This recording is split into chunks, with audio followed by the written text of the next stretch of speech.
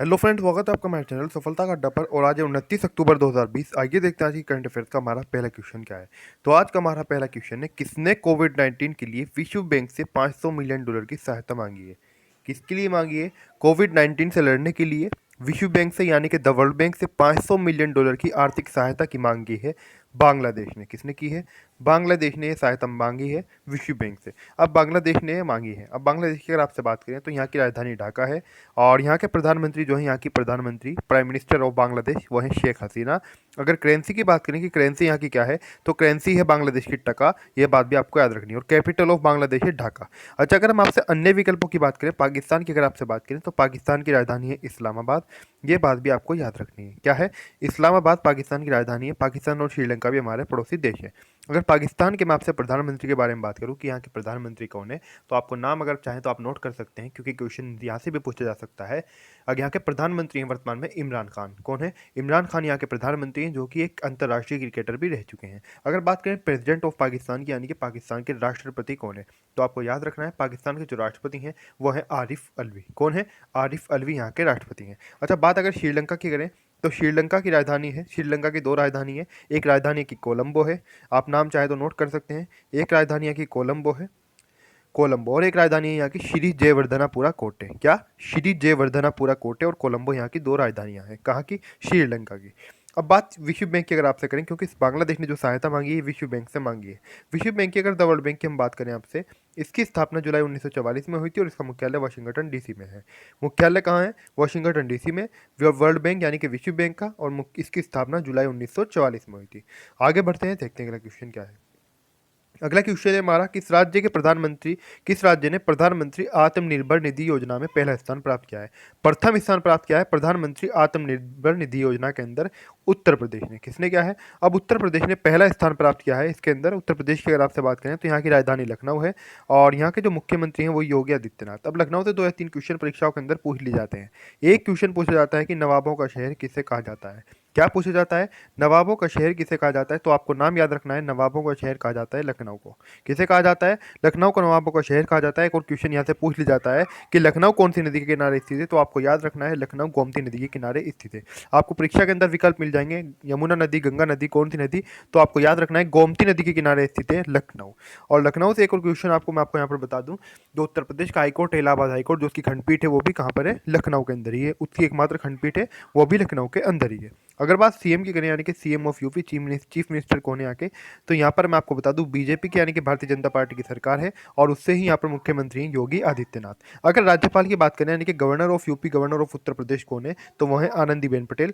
कौन है? आनंदीबेन पटेल। अब कुछ स्टूडेंट क्वेश्चन करते हैं बार बार बताने पर भी, क्योंकि डेली नए स्टूडेंट जुड़ते हैं, तो क्वेश्चन करते हैं कि एमपी और यूपी की राज्यपाल कैसे रह सकती हैं, क्योंकि जब एमपी से क्वेश्चन आता है तो भी आनंदीबेन पटेल का राज्यपाल में नाम आता है और जब यूपी की आती है तो यूपी की भी राज्यपाल ये होती हैं। अगर मैं आपको एक उदाहरण दूं, जैसा कि महाराष्ट्र राज्य का उदाहरण दूं, महाराष्ट्र और गोवा के राज्यपाल हैं भगत सिंह कोश्यारी। अब एक व्यक्ति भगत सिंह कोश्यारी दो राज्यों के राज्यपाल कैसे रह सकते हैं? या फिर अगर हम बात यहाँ पर मध्य प्रदेश और उत्तर प्रदेश की करें तो आनंदीबेन पटेल एक व्यक्ति होते हुए दो राज्यों के राज्यपाल कैसे रह सकती हैं? तो एक व्यक्ति दो राज्यों का राज्यपाल कैसे रह सकता है? आपकी इस डिमांड पर, आपकी इस मांग पर मैंने एक अलग से क्लास ली है कि एक व्यक्ति दो राज्यों का राज्यपाल कैसे, आप उस क्लास को वहाँ पर जाकर अपनी सभी शंकाएं अपनी वहाँ पर दूर कर सकते हैं कि एक व्यक्ति दो राज्यों का राज्यपाल कैसे रह सकता है। उस क्लास के अंदर राज्यपाल के बारे में और भी कुछ बताया गया है। साथ ही साथ एक बार और ध्यान रखनी है आपको, उस क्लास के अंदर जम्मू कश्मीर के अंदर राज्यपाल क्यों नहीं बनते और वहाँ के अंतिम राज्यपाल कौन थे, ये बात भी बताई गई है। अगर राजकीय वृक्ष की बात करें आपसे, राजकीय वृक्ष क्या है, तो राजकीय वृक्ष यहाँ का अशोक। क्या है? राजकीय वृक्ष अशोक है और राजकीय पुष्प यहाँ का पलाश है। राजकीय पक्षी की अगर बात करें तो राजकीय पक्षी है सारस या करोंज। अगर राजकीय पशु की बात करें तो राजकीय पशु है बारहसिंगा। क्या है? बारहसिंगा राजकीय पशु है। राजकीय पक्षी सारस या करोंज, राजकीय पुष्प पलाश और राजकीय वृक्ष है अशोक। अच्छा, बात यहाँ पर अगर हम इस प्रश्न के अंदर ही अन्य विकल्पों की करें, उत्तराखंड की अगर आपसे बात करें तो उत्तराखंड राज्य की दो राजधानियां हैं। क्या? दो राजधानियां हैं। एक राजधानी के बारे में तो आप सभी जानते होंगे, एक देहरादून है, लेकिन एक अभी हाल ही में यहाँ पर नई राजधानी बनी है, उस राजधानी का नाम आप नोट कर सकते हैं। तो ये जो दूसरी राजधानी बनी है इसका नाम है गैरसैंण। क्या है? गैरसैंण इसका नाम है, दूसरी राजधानी जो है। और एक राजधानी देहरादून, यानी कि यहाँ पर उत्तराखंड राज्य के अंदर भी दो राजधानियाँ हो गई हैं।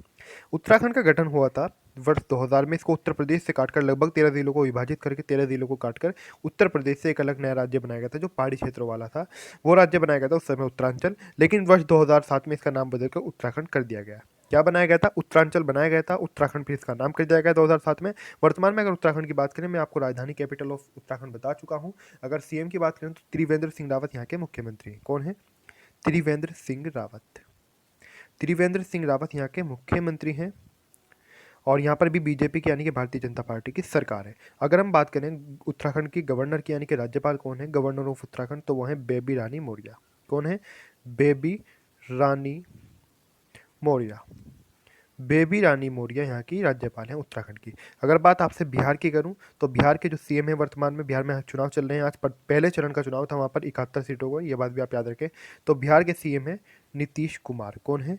नीतीश कुमार। यहाँ पर गठबंधन की बीजेपी के साथ सरकार है, हालांकि नीतीश कुमार बीजेपी से नहीं है, लेकिन जो गठबंधन जिस पार्टी से है उससे ही नीतीश कुमार है। तो नीतीश कुमार मुख्यमंत्री हैं बिहार के वर्तमान में, लेकिन आज चुनाव है वहाँ पर। और बिहार के अगर हम बात करें आपसे राज्यपाल के बारे में, तो राज्यपाल यहाँ के फागू चौहान। कौन है? फागू चौहान यहाँ के राज्यपाल हैं। अगर हम बात करें आपसे यहाँ की जो राजधानी है, यहाँ की बिहार की कैपिटल ऑफ बिहार जो है, उस जो राजधानी है वो है पटना। क्या है? पटना यहाँ की राजधानी है। ये सारे क्वेश्चन आप नोट करते चलें, क्योंकि परीक्षा के अंदर कहीं से भी कुछ भी क्वेश्चन पूछा जा सकता है। आगे बढ़ते देखते हैं अगला क्वेश्चन क्या है। अगला क्वेश्चन है हमारा, ऑस्ट्रेलियाई राष्ट्रीय दिवस कब मनाया जाता है? तो ऑस्ट्रेलियाई राष्ट्रीय दिवस मनाया जाता है 26 अक्टूबर को। कब मनाया जाता है? 26 अक्टूबर को प्रत्येक वर्ष ऑस्ट्रेलियाई राष्ट्रीय दिवस मनाया जाता है। अगला क्वेश्चन है हमारा, किस शहर में पीपीएल खेला जाएगा? तो पीपीएल ये कोई खेल नहीं है, लेकिन खेला जाएगा। पीपीएल क्या है इसके बारे में बताएंगे, लेकिन आप पहले शहर का नाम जानिए। तो इंदौर सिटी के अंदर, इंदौर शहर के अंदर पीपीएल खेल खेला जाएगा। कहाँ खेला जाएगा? इंदौर के अंदर। अब पीपीएल क्या है? Plastic premiere league. इंदौर ने, आपको बता दें, पहले भी स्वच्छता सर्वेक्षण के अंदर पहले भी इंदौर काफ़ी ऊंचे स्थान प्राप्त करता रहा है। तो उसी को लेकर अब यहाँ पर प्लास्टिक का बहिष्कार को लेकर, यानी कि प्लास्टिक प्रदूषण ना फैले, इसलिए एक अभियान चलाया जा रहा है यहाँ जो स्थानीय निगम है उसके द्वारा, प्लास्टिक प्रीमियर लीग, ताकि लोग प्लास्टिक का बहिष्कार करें। अगर बात मध्य प्रदेश की करें, क्योंकि इंदौर जो शहर है वो मध्य प्रदेश का है, तो मध्य प्रदेश की राजधानी भोपाल है और यहाँ के मुख्यमंत्री शिवराज सिंह चौहान है। यहाँ पर भी मध्य प्रदेश के अंदर भी बीजेपी की सरकार है एमपी के अंदर। राज्यपाल है यहाँ की आनंदीबेन पटेल, यानी कि गवर्नर ऑफ एमपी हैं आनंदीबेन पटेल। इनके बारे में आपको भी बता चुका हूँ, यूपी और एमपी के एक व्यक्ति राज्यपाल कैसे रह सकते हैं। अगला क्वेश्चन है हमारा, विश्व पोलियो दिवस कब मनाया जाता है? तो आपको याद रखना है, प्रत्येक वर्ष 24 अक्टूबर को विश्व पोलियो दिवस मनाया जाता है। कौन सा दिवस मनाया जाता है? विश्व पोलियो दिवस 24 अक्टूबर को मनाया जाता है। अगला क्वेश्चन है हमारा, वैश्विक इंटरनेट स्पीड में भारत को कौन सा स्थान प्राप्त हुआ है? तो हाल ही में भारत को वैश्विक इंटरनेट स्पीड में स्थान प्राप्त हुआ है 131वां। कौन सा? 131वां। और जो इससे पहले प्राप्त हुआ था वो था 138वां। तो मामूली सा सुधार आया है, लेकिन अगर हम अपने पड़ोसी देशों की बात करें तो 2-3 पड़ोसी देशों से भारत अब भी पीछे है।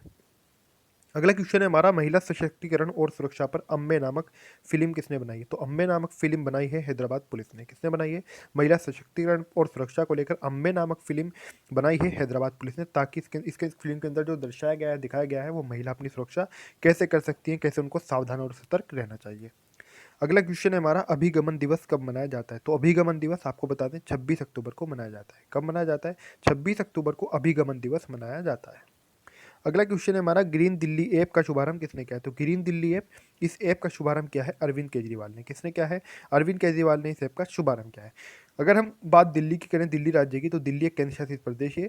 यहाँ के मुख्यमंत्री हैं अरविंद केजरीवाल। यहाँ पर आपकी यानी कि आम आदमी पार्टी की सरकार है, उसके प्रमुख हैं अरविंद केजरीवाल। आम आदमी पार्टी से ही है अरविंद केजरीवाल, मुख्यमंत्री हैं, चीफ मिनिस्टर हैं। राज्यपाल की अगर बात करें तो अनिल बैजल यहाँ के, सॉरी राज्यपाल नहीं, यहाँ पर उपराज्यपाल आएगा, यानी कि लेफ्टिनेंट गवर्नर। यहाँ पर राज्यपाल नहीं होते, यहाँ पर एलजी होते हैं, यानी कि लेफ्टिनेंट गवर्नर उपराज्यपाल, क्योंकि दिल्ली एक केंद्र शासित प्रदेश है। अब कोई भी केंद्र शासित प्रदेश है वहाँ पर उपराज्यपाल ही होते हैं। तो यहाँ के उपराज्यपाल हैं अनिल बैजल, आप यहाँ पर ठीक कर लें, अनिल बैजल उपराज्यपाल है, एक आईएएस अधिकारी है। अगर हम विकल्पों की बात करें तो यहाँ के अरविंद केजरीवाल तो मुख्यमंत्री हो गए, अनिल बैजल यहाँ के कौन हो गए? यहाँ के उपराज्यपाल हो गए। अमानतुल्लाह खान की बात करें तो ये दिल्ली की एक सीट से, एक ओखला सीट है, वहाँ से विधायक हैं। अगर हम यहाँ के डिप्टी सीएम की बात करें तो डिप्टी सीएम है मनोज सिसोदिया। कौन है? मनीष सिसोदिया दिल्ली के उप मुख्यमंत्री हैं। आगे बढ़ते हैं, देखते हैं अगला क्वेश्चन क्या है। अगला क्वेश्चन है हमारा, सब्जियों के फ्लोर प्राइस तय करने वाला देश का पहला राज्य कौन बन गया है? तो सब्जियों के फ्लोर प्राइस तय करने वाला देश का पहला राज्य बन गया है केरल। कौन बन गया है? केरल। फ्लोर प्राइस तय करने से क्या होगा? इससे जो जनता है या कोई भी व्यक्ति वो खरीदने वाला है उसको भी लाभ होगा, और जो किसान है बेचने वाला उसको भी लाभ होगा, व्यापारी को भी इसके अंदर लाभ होगा। तो फ्लोर प्राइस तय करने वाला देश का पहला राज्य बन गया है केरल। केरल की अगर आपसे बात करें तो राजधानी यहाँ की तिरुवनंतपुरम है और केरल के सीएम है पिनराई विजयन। केरल के अगर राज्यपाल की बात करें तो राज्यपाल यानी गवर्नर ऑफ केरला कौन है? तो आरिफ मोहम्मद खान। कौन है? आरिफ मोहम्मद खान राज्यपाल हैं और मुख्यमंत्री यहाँ के पिनराई विजयन है। राजधानी यहाँ की तिरुवनंतपुरम है। आज की जो हमारी करंट अफेयर्स है वहीं पे समाप्त होती है। आपको वीडियो कैसा लगा प्लीज़ कमेंट करके जरूर बताएं। अगर वीडियो अच्छा लगा तो वीडियो को लाइक करें, वीडियो को शेयर करें। अभी तक आपने हमारे चैनल सफलता का अड्डा सब्सक्राइब नहीं किया तो प्लीज़ जरूर सब्सक्राइब कर दें। जब आप सब्सक्राइब कर रहे हो तो सब्सक्राइब करते समय बेल आइकन को प्रेस करना ना भूलें, यानी कि पूरी तरीके से सब्सक्राइब करें।